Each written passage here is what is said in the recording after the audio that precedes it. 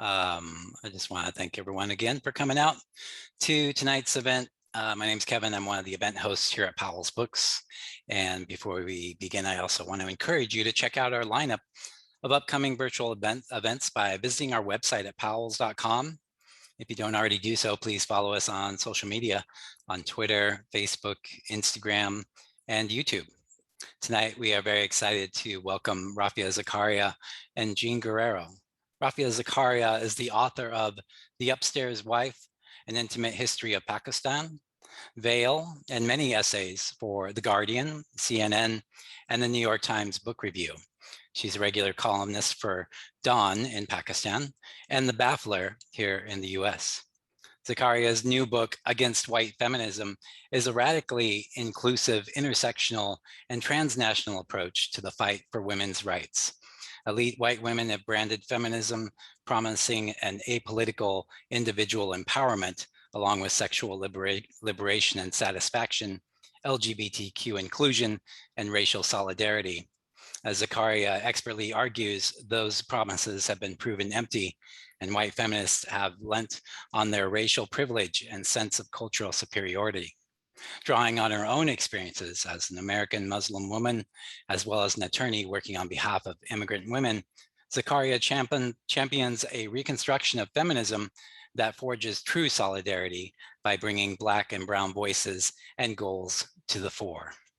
Joining Zakaria in conversation this evening is Jean Guerrero. Guerrero is an op-ed columnist for the Los Angeles Times.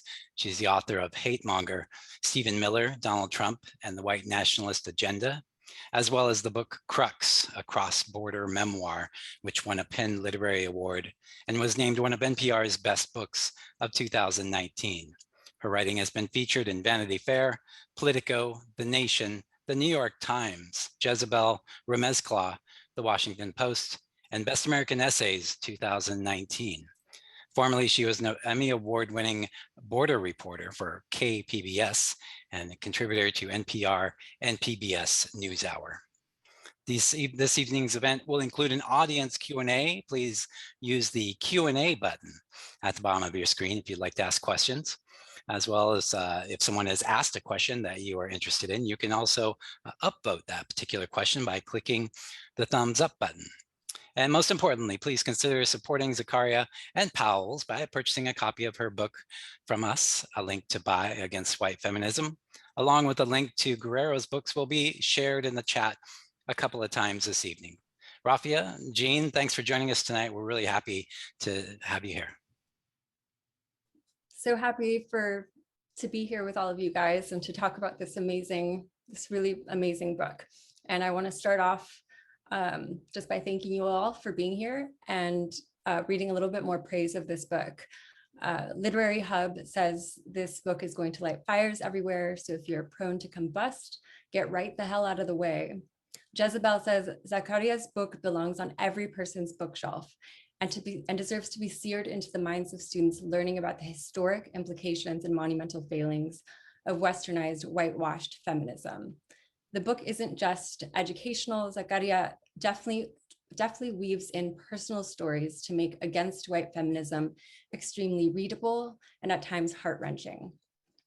And I couldn't agree more. And I wanted to start, Rafia, by saying I watched your event with Wajahat Ali yesterday, where you mentioned getting some criticism about the book being quote unquote divisive. And I feel that the criticism is fundamentally misunderstands the nature of your argument. You talk about how white feminism is trickle-down feminism, it's dictatorial feminism. You're calling for feminism that allows for real solidarity and possibilities of cooperation.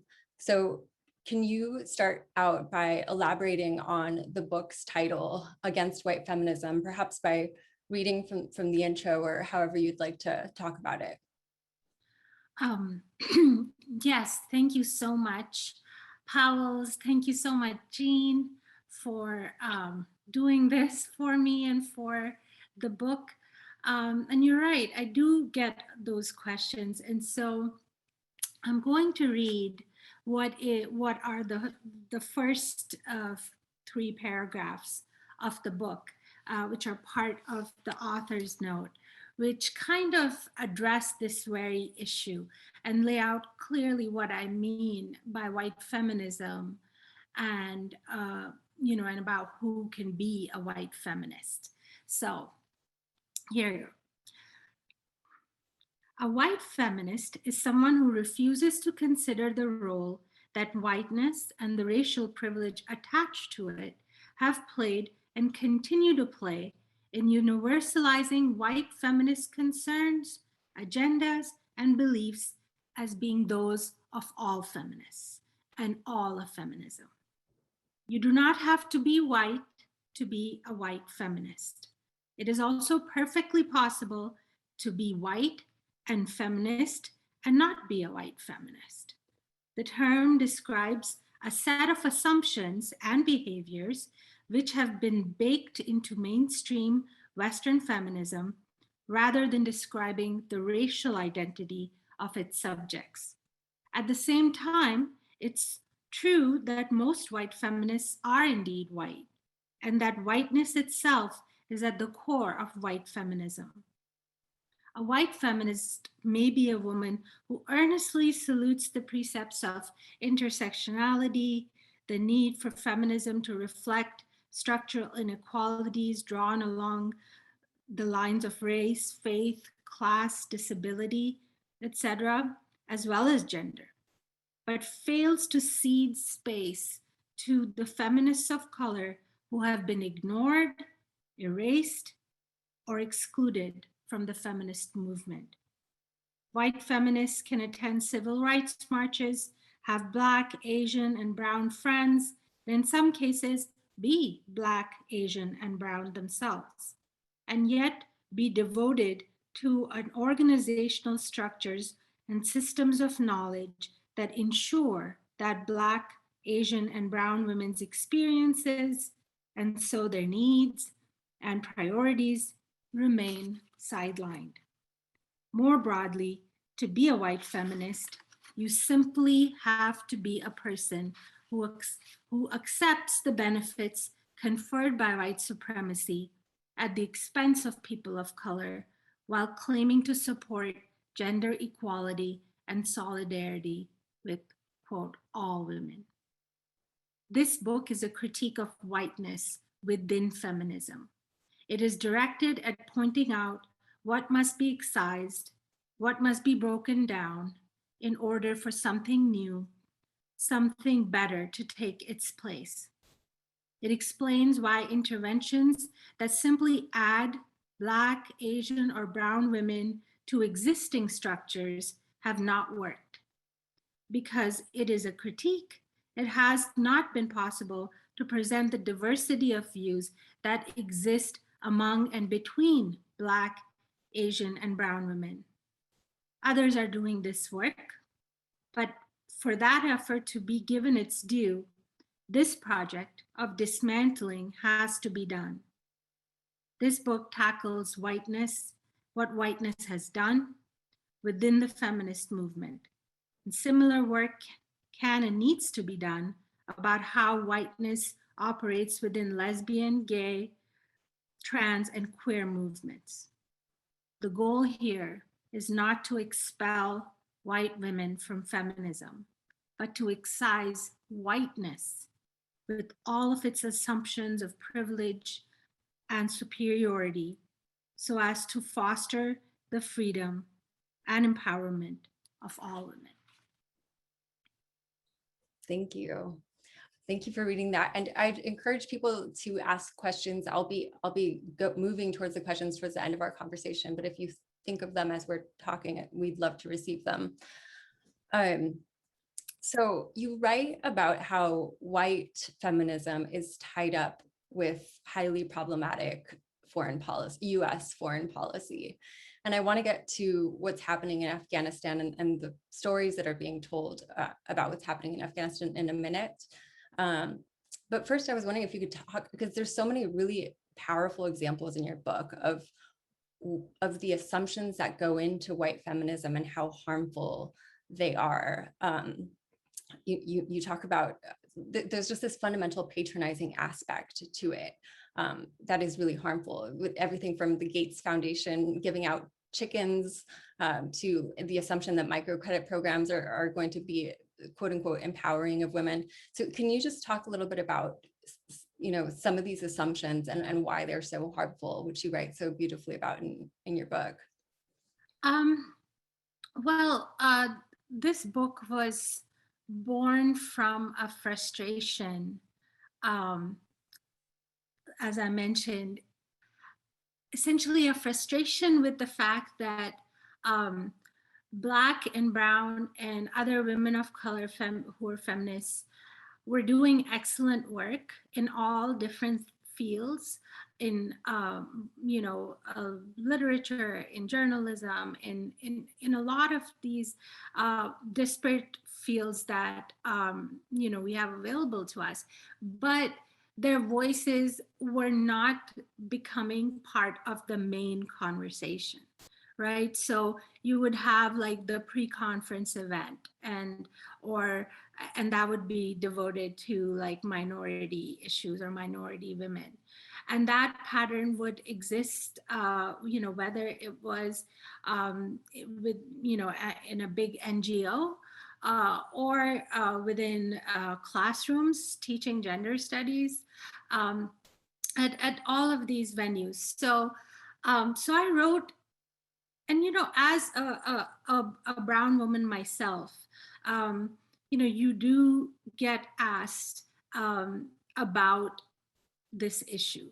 And when I was asked, I found myself just overwhelmed with trying to explain to others, to white women who are my friends and co-workers, how the whole system was such that the best it could do is sort of, empty out like a tiny little cubbyhole in a giant wall of cabinets and just say, okay, well, Black, brown women, that's for you.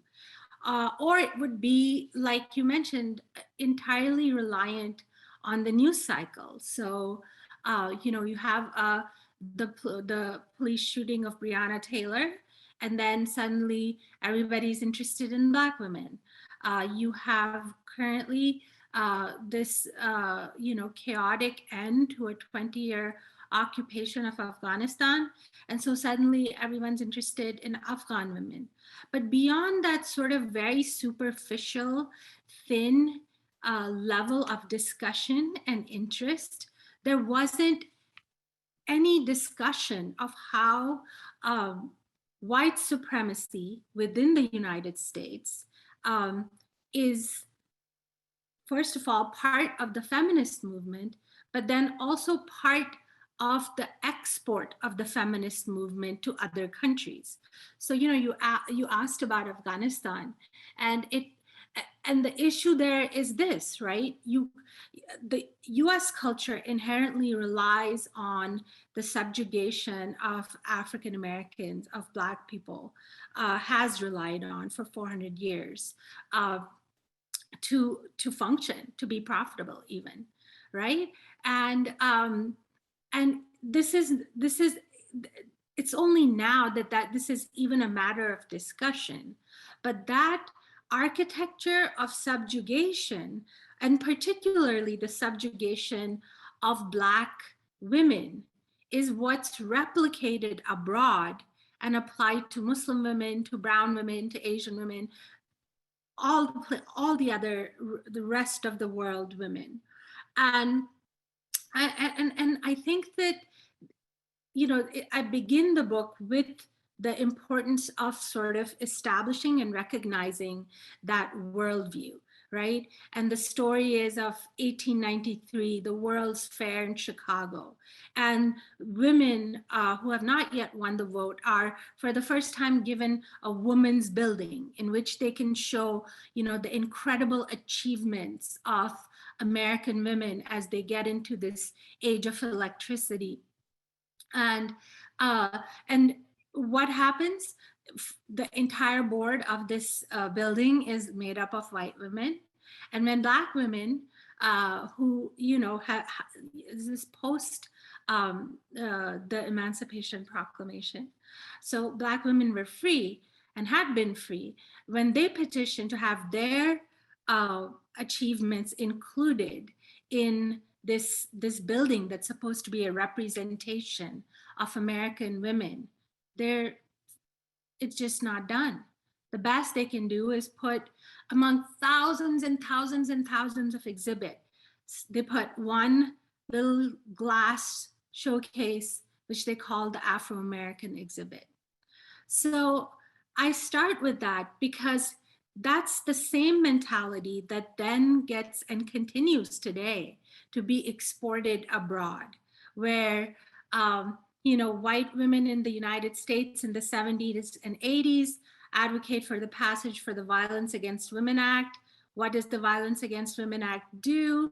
It demands that for every domestic violence call that the police respond to, that there has to be an arrest.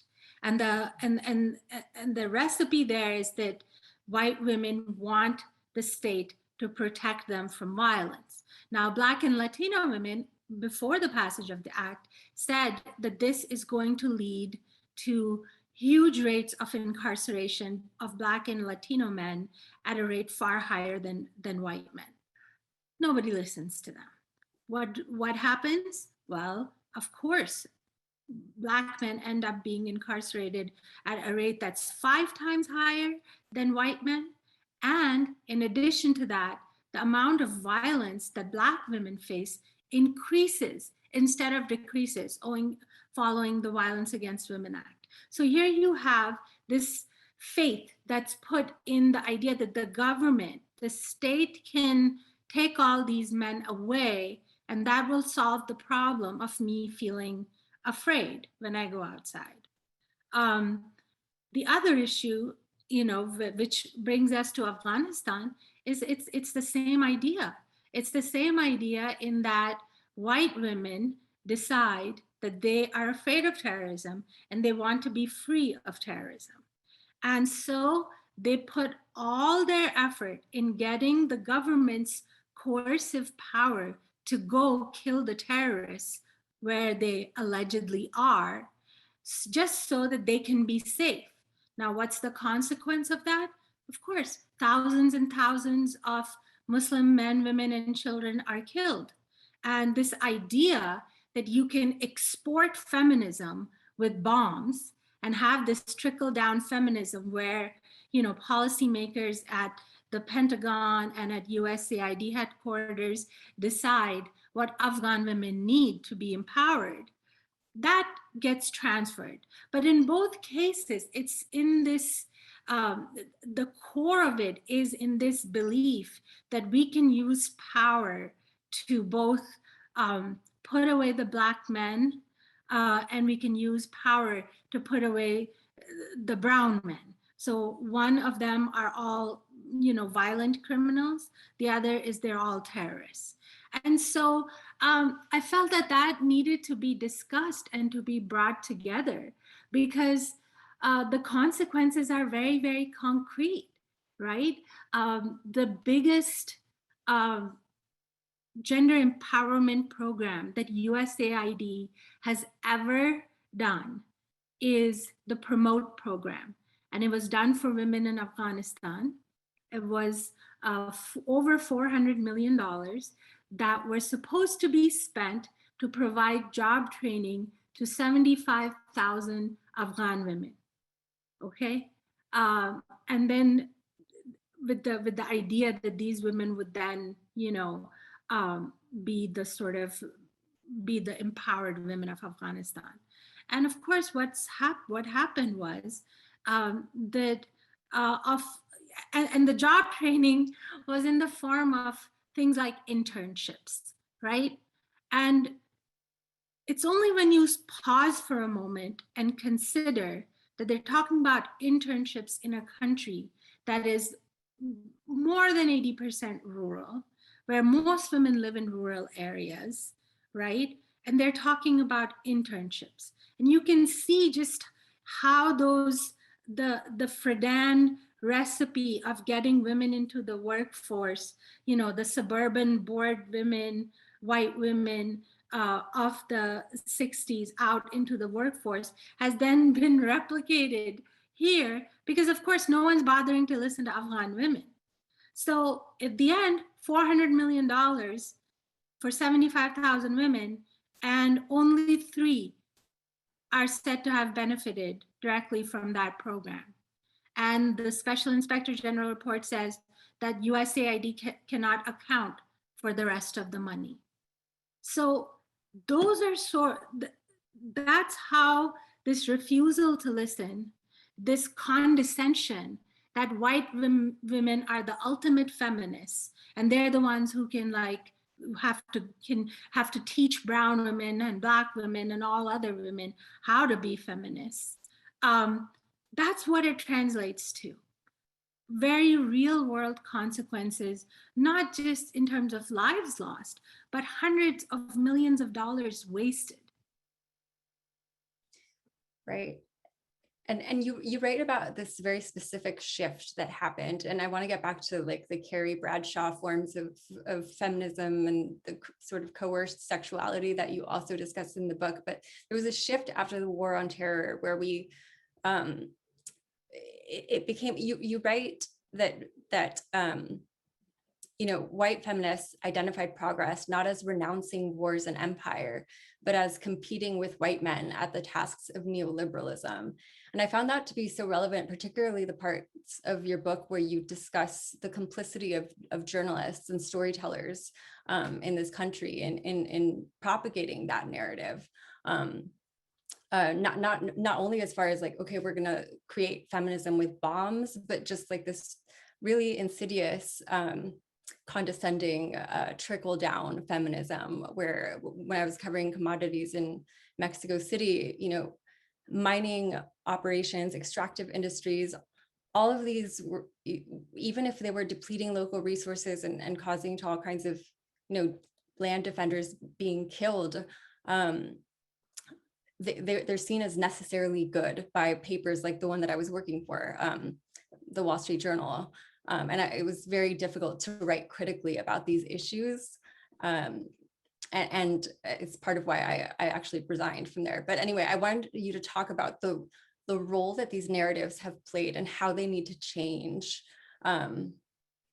to address the fact that this is an incredibly destructive force.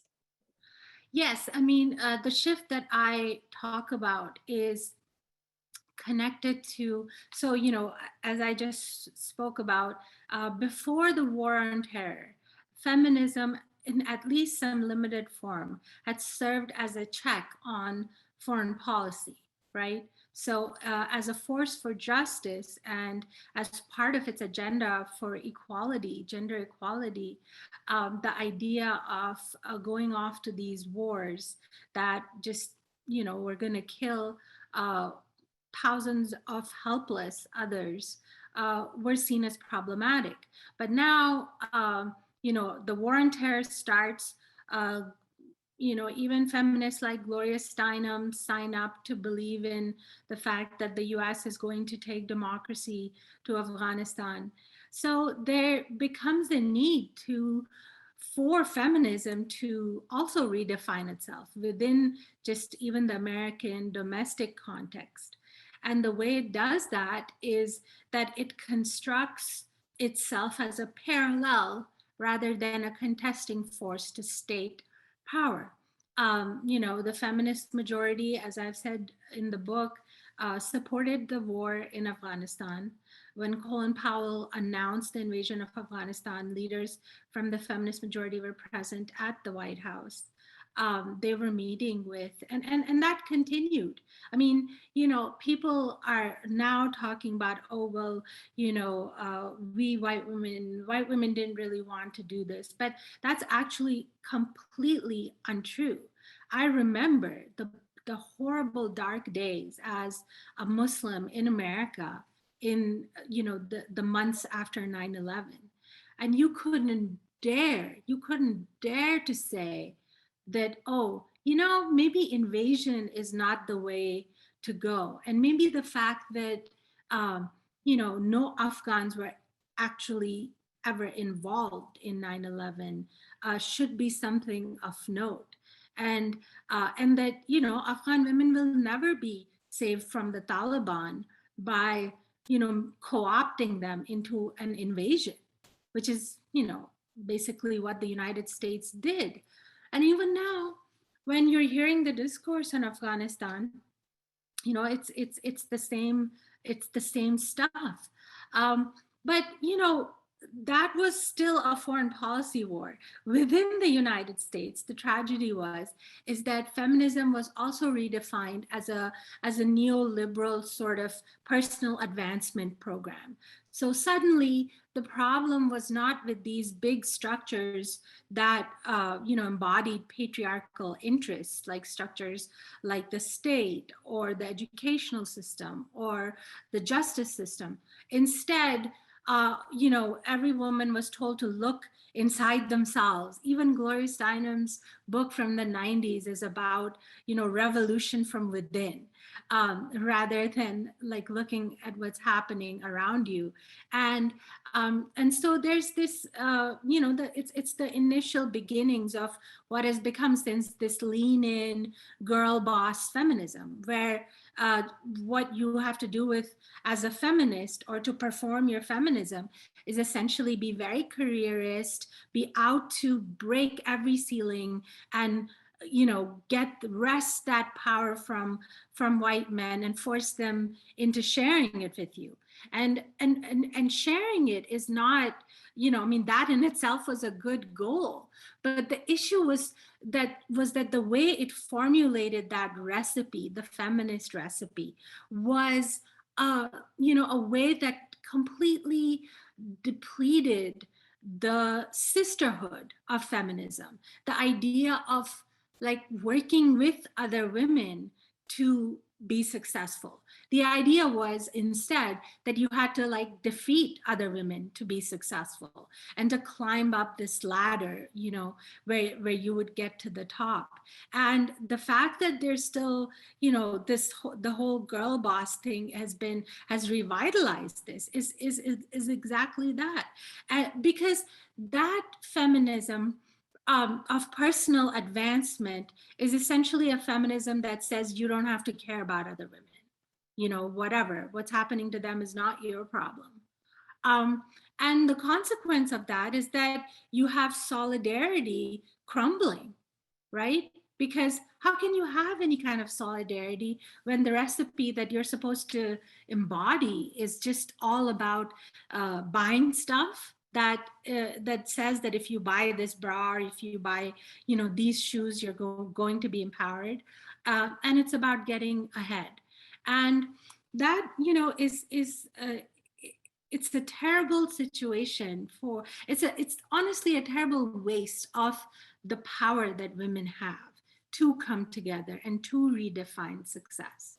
So I found that I still find that deeply troubling, and of course it was like my personal experiences that kind of underscored that.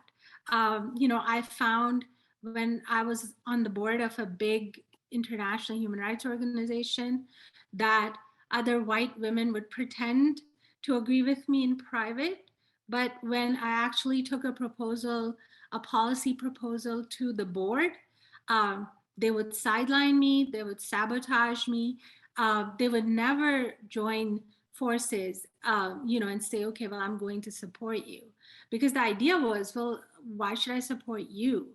I'm the one who wants to become chairwoman of the board. That's my goal. And if you don't have anything to offer me towards getting to that goal, I don't care. I don't care whether your proposal is actually good or not. And so there is this continuing trend of white women who say things like, I'm pro-intersectionality, and I have this Black friend and that brown cousin, and they say all of those things. But when it comes to actually raising their voices for Black or brown women of color, there's really very little interest. It's all, it's all dead silence, essentially. Yeah, they'll even take an idea that you propose out loud in a meeting and repeat Absolutely. it. Absolutely. I've seen that happen many times, and that has happened to me many times. And the thing is that, there's very little that can be done because there's such a sense of entitlement. Like, white women go around with the belief, like, for instance, if there's a discussion of feminism, uh, white women feel entitled to being the loudest voices and taking up all the space, right? And they want everyone else to say, yeah, you're right, I'm just going to let you, talk about this and figure out what feminism is, and just like write me an email and then I'll sign on to whatever. That's the condition of feminism right now. The reason why it's flailing is not because we are starting to talk about race. It's flailing because we haven't talked about race for so long that it's become this elephant in the room, so that it's like our fear of it having a divisive consequence is it's a self-fulfilling fear. It's making them, us divided. And so, that was my hope, is that I can maybe begin this conversation. And honestly, like, I don't mind if I am the punching bag, and if people really read the book and find out that they don't agree with it, so long as they start engaging with the idea. I mean, I don't purport to have like all the answers and or the solutions, but I do believe very ardently that we as women are capable of having these conversations. Like, this is a problem that we can handle. I do have a lot of faith in that. Absolutely. But what you were talking about, it sort of explains some of the knee-jerk reactions to your book from white feminists who claim that it's divisive. And one of the quotes that I underlined in the book is, you write, the suggestion that racial privilege may have played some role in her rise, and by her rise we're talking about the white feminist, is an intolerable threat to this mythology of the self-made superwoman. Yes. And that, like, I just feel like that is so important to underscore, because I think that is at the core of the defensive reactions that women, a lot of women have, white women have.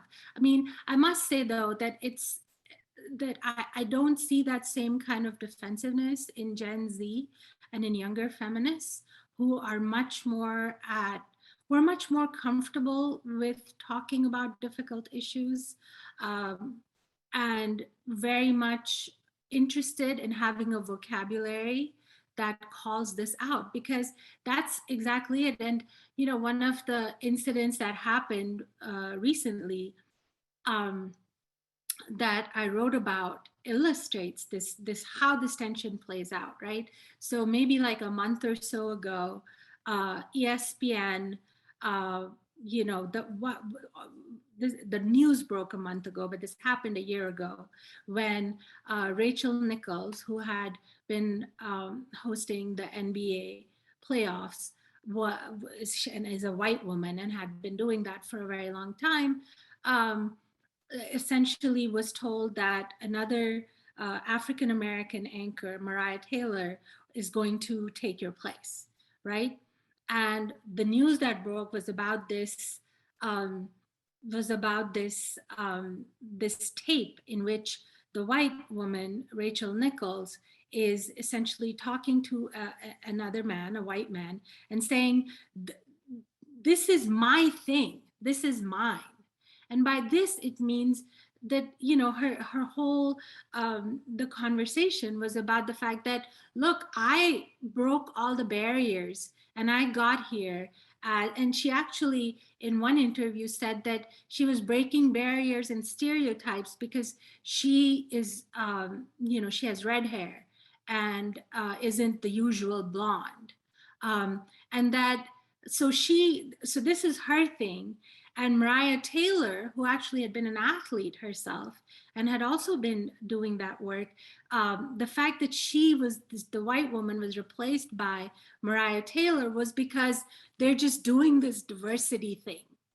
They're just doing this diversity thing. And the idea that women of color, Black women, when they ask for the same positions and want to inhabit the same places of leadership that white women inhabit, the idea that that is a diversity thing is a racist idea. Like, I want to say it very, very clearly, because I was just astonished to hear, anchor after anchor, people discussing this issue and not talking about how racist that is. So if a white woman got there, she got there because it's her thing and she broke all these barriers. But if a Black woman got there, well, that was just a diversity thing.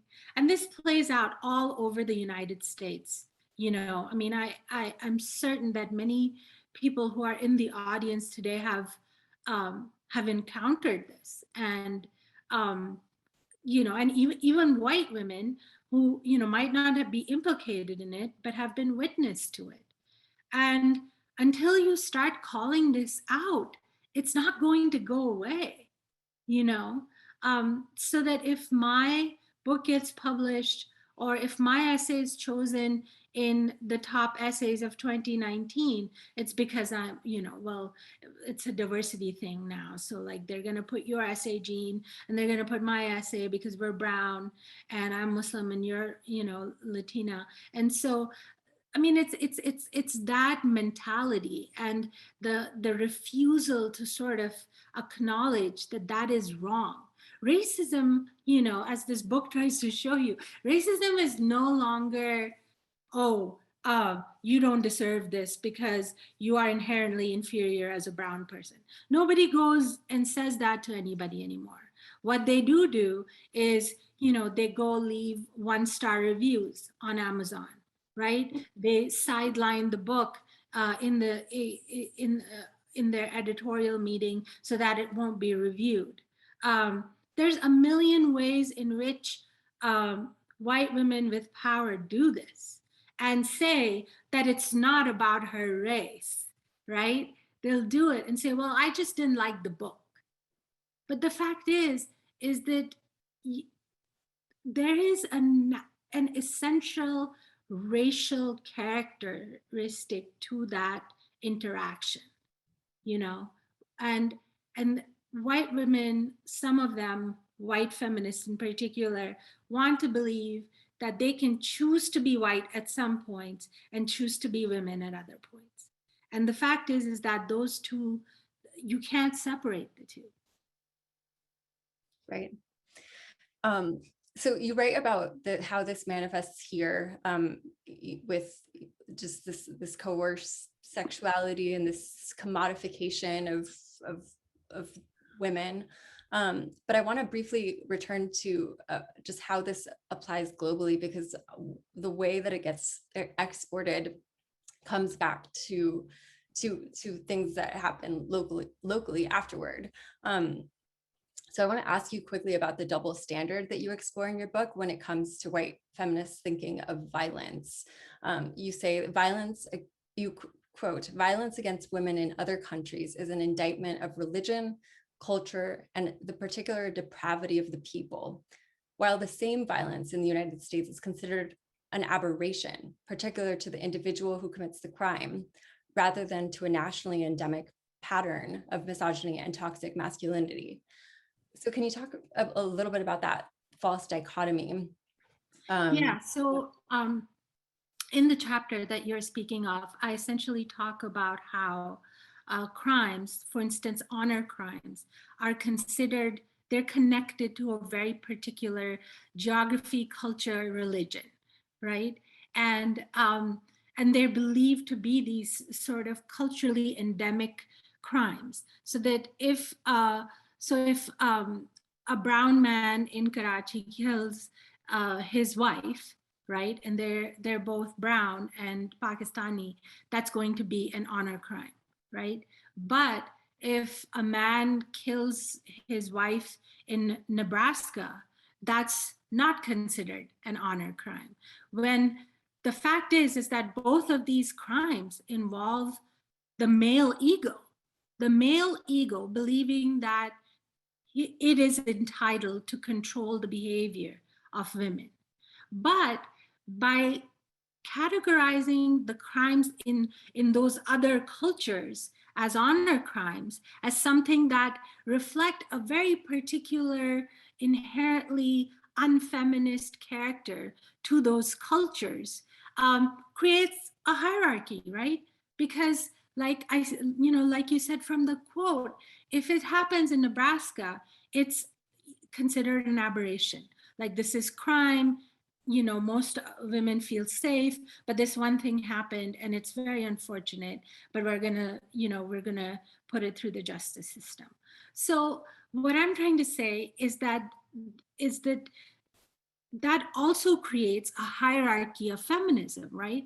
Because if I'm a brown woman living in Pakistan and honor killings are happening around me, it's also an indictment of myself, because my feminism obviously is not strong enough to prevent honor crimes against my sisters over there.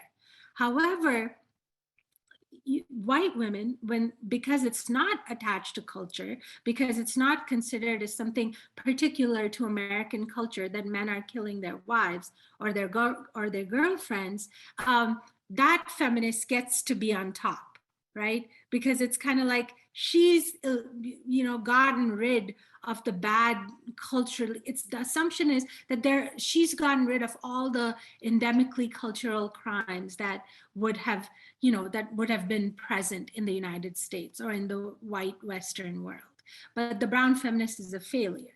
And therefore, the white feminist is going to go teach the brown woman how to be more feminist and sort of whitewash her culture to the extent that it can be considered a feminist culture. And the conflation there is of note, right? Because it's the conflation that is the problem, to the point where whiteness and white supremacist ideas have so seeped into feminism, particularly the feminism of the white Western world, is that to people in Afghanistan, for instance, to Afghan or Pakistani women, it's difficult to distinguish whether they're supposed to are they buying into these ideas about women's empowerment, or are they just buying into whiteness and behaving like a white middle-class suburban woman with white middle-class suburban woman priorities and agendas and ambitions. And right now it's at a crisis point, but because unless we start having these conversations and separating those two, people are going, more and more people, women of color, feminists of color, are going to withdraw into their own, corners, because all they see in the mainstream is, white women get to decide what's right and what's feminist. So, yeah. No, and often it's just this performance of sometimes like a performance of quote unquote sexual liberation, where bragging about watching porn or sex or things like that don't encapsulate a majority of women's experiences. Right, because the idea, the Sex and the City brand of feminism is that sexual empowerment is the sum total of empowerment. Empowerment is not a political struggle against patriarchy. Empowerment is, meeting for brunch and talking about, all the men you slept with over the weekend, and how, you know, you're going to buy $3,000 shoes because you deserve it. That's what it's been reduced to the extent that other cultures are continually evaluated on that scale, so that, you know, if I want to, you know, belong to the feminist club, I better be ready to perform my sexual liberation, wear certain kinds of clothes, you know, spend money in a certain way, be willing to talk about my intimate life. All of those are sort of essentially stuck before women as in gatekeeping roles, so that if you're not willing to do this, you don't belong. You're oppressed. Right. And it's putting this premium on rebellion and ignoring all kinds of other forms of feminism like resilience, which you talk about in your book. I want to quickly get to some questions so that I can hopefully cover a few of them. So Arshad Mirza asks, what meaningful role do you think that I, a male of South Asian descent, play towards the cause of more diverse and inclusive feminism in America and abroad?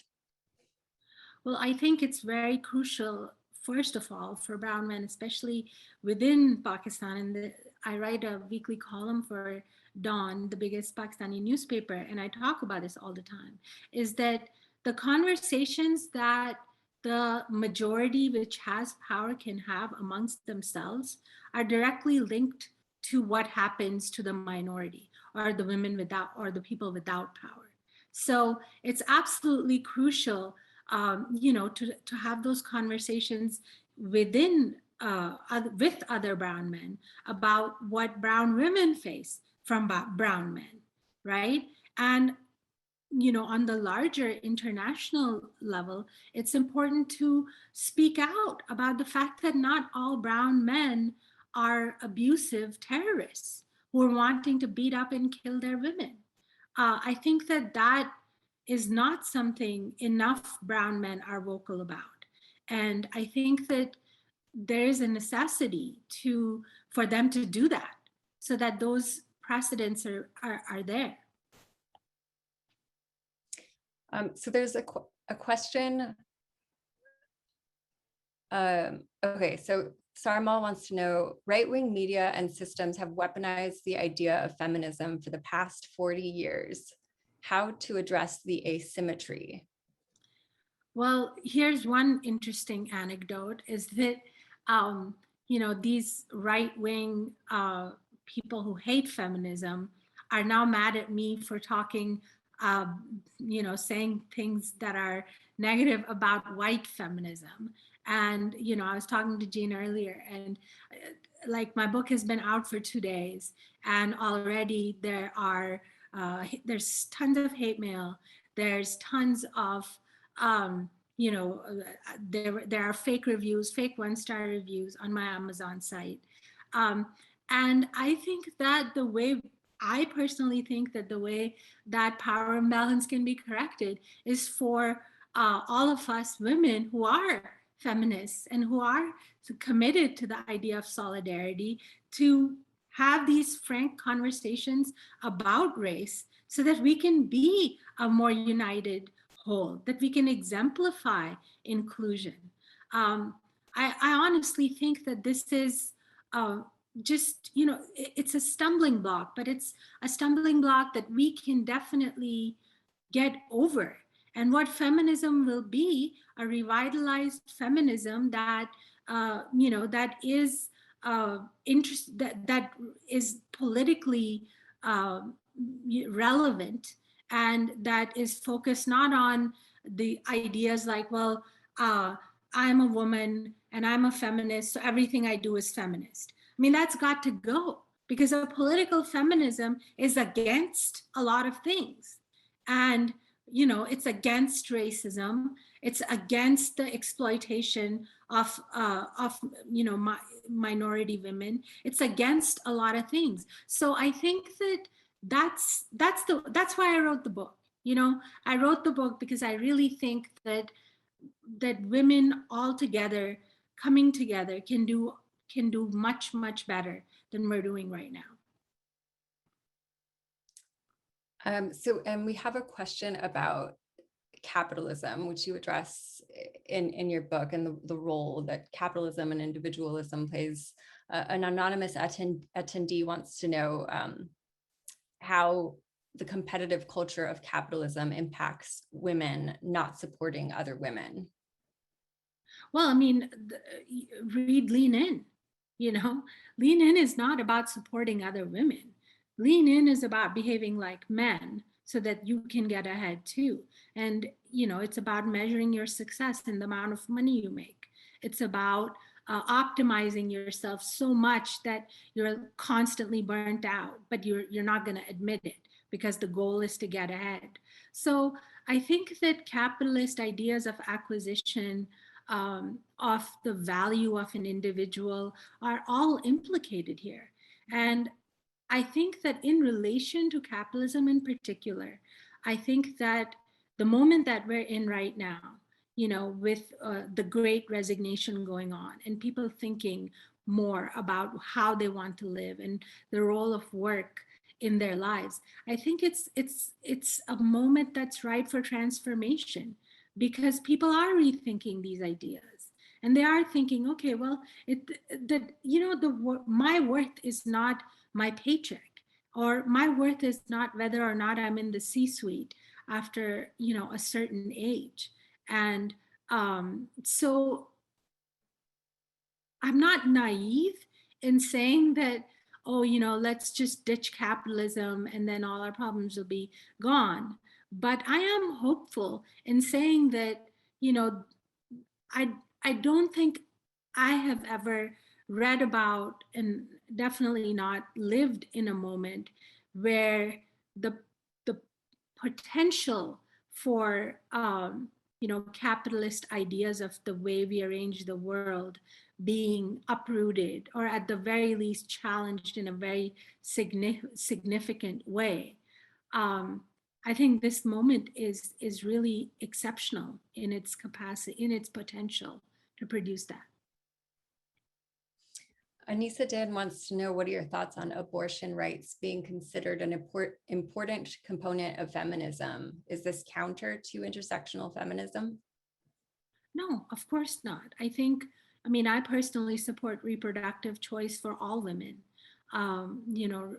regardless of race. But I do think that what is lost in the abortion debate is that minority women have sometimes different obstacles in accessing abortion, or even contraception, that requires a redistributive function that the state should fulfill. So, it's not enough to say that all women, regardless of race, have, can access abortion and access contraception. It's the fact that those women are not all similarly situated, and marginalized groups have, for a variety of reasons, far lower access than do, say, white middle-class women. So I think, and you would think that because it's the hardest for women of color, to obtain or to exercise their rights, you would think that those women of color would have a greater say within the abortion rights movement, but they don't. Within the reproductive rights movement, but they don't, because once again, the entire, the leadership of that whole section of feminism, which is, a big mainstay of the feminist movement in the United States, is taken up by white women.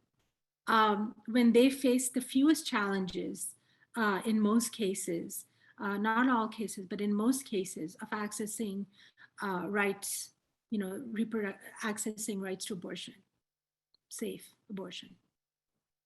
And Cecilia Brunning wants to know if you can talk a little bit about the power of white women, quote, white women tears, and its effect on feminism. White women's tears and its effect. I'm actually doing a conversation with Ruby Hamad next week, on next Wednesday.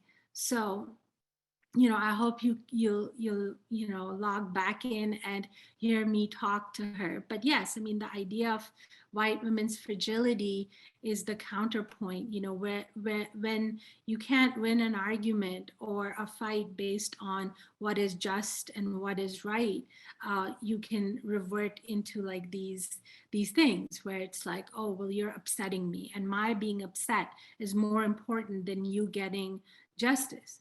And that happens all the time. I mean, I've had situation in which I've tried to hold my own, and lo and behold, the white woman across starts to cry, and then all the white men start to speak up for how this brown woman has made this white woman cry, and then that's the story, And so, I think for all my criticisms of white feminists, I believe in white women. Like, I really believe that they have the capacity and in many cases the big-heartedness to come to this kind of reckoning, to look at their own behaviors and see how they participate in like this whole larger structure of oppression. They can see their own complicity within patriarchal, white male patriarchal structures. And once you see your complicity and acknowledge it, then it's much less deadly to women of color. So yeah, so I mean, I say that with like true sincerity. This book couldn't have been produced without the help and assistance and support of so many white women. My best friends, a good number of them are white. So it's not, I really hope that white women can come to this book knowing that, knowing that this is not trying to be a gotcha book. It's much more of, look, we within feminism have this huge problem we're not talking about. Let's talk about it. Absolutely. I think we have, unfortunately, there's multiple more questions, so maybe we can answer them later in writing, but well, I think we have time for one quick one. We have 1 minute. Miriam wants to know, how do we fix this problem? And actually the following question was very similar, talking about Gen Z. Thank you for talking about the role of Gen Z. Do you agree that Gen Z represents the best hope for delivering on the promise of feminism on a local and global scale without being too prejudiced and patronizing? In what ways have you seen Gen Z making an impact so far in the realm of feminism? So if you want to answer either. Well, I mean, this is going to have to be really quick, but obviously the book goes into detail about it. But I guess what I'm saying is that, I do think that Gen Z has grown up in a very unique set of circumstances, a rather grim set of circumstances, through the war on terror, now through COVID. I think that through this time, they have a greater dexterity with the language of talking across, two people with whom they have racial, disparities. And so, so that's really my hope. My hope is and not just in Gen Z. I think that a lot of millennials definitely also have, they not only have the capacity, they have the desire. I mean, this book says again and again that I don't think that even the white women who have not examined their complicity, I don't think that that's necessarily a malicious position, I just think it's a position that exists because we, when I first started talking about this book, people told me that I can't even say white. Like, I cannot say white feminism, right? Because that's not allowed. That's not good. But,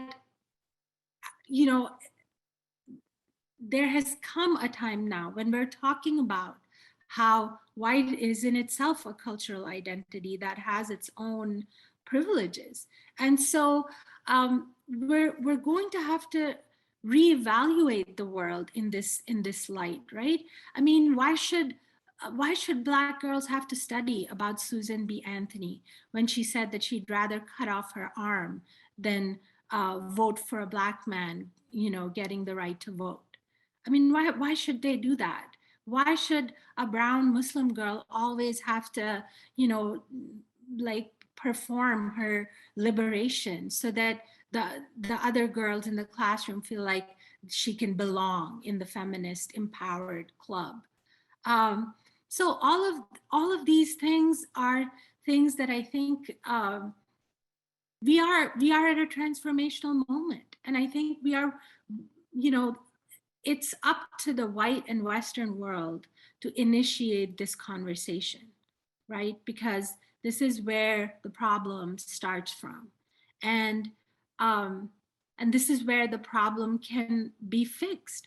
And the book goes into greater detail about how we have to move beyond recognition.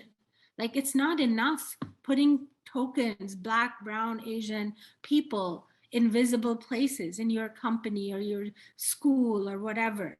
There has to be a deeper engagement that involves changing who you are, because those people have been included.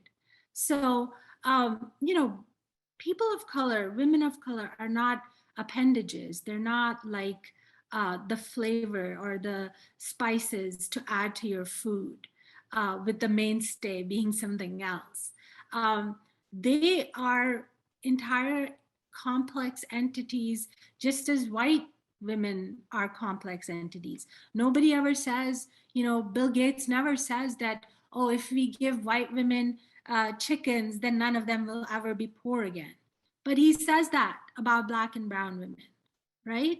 So I think that we can do better by acknowledging the complexity of each other's problems and lives, and saying that, look, we have this power, let's share it. Exactly. Well, thank you all so much for coming and joining us for this conversation about this incredible book. Go buy it. Yeah, here it is. I'm gonna hold it up. I saw someone on Twitter saying, buy one for your frenemy, but you should buy one for yourself and all of your friends. Yeah, hand it to your white boss too. Thank you so much, Rafia. Thank you, Jean. In the chat, I just posted the link to our YouTube channel, and you can watch this event or share it with your friends tomorrow. It'll probably be popping up there sometime in the afternoon. You can also check out all of our other previous events there and catch up on what we've been doing. And then one more time in the chat, I will also post the link to Rafia's book, Against White Feminism. Such an eye-opening and great conversation between the two of you. And thanks everyone at home watching, and tune in next time. Check out powells.com for some of our upcoming events, and have a great evening. Thank you. Thank you, everybody.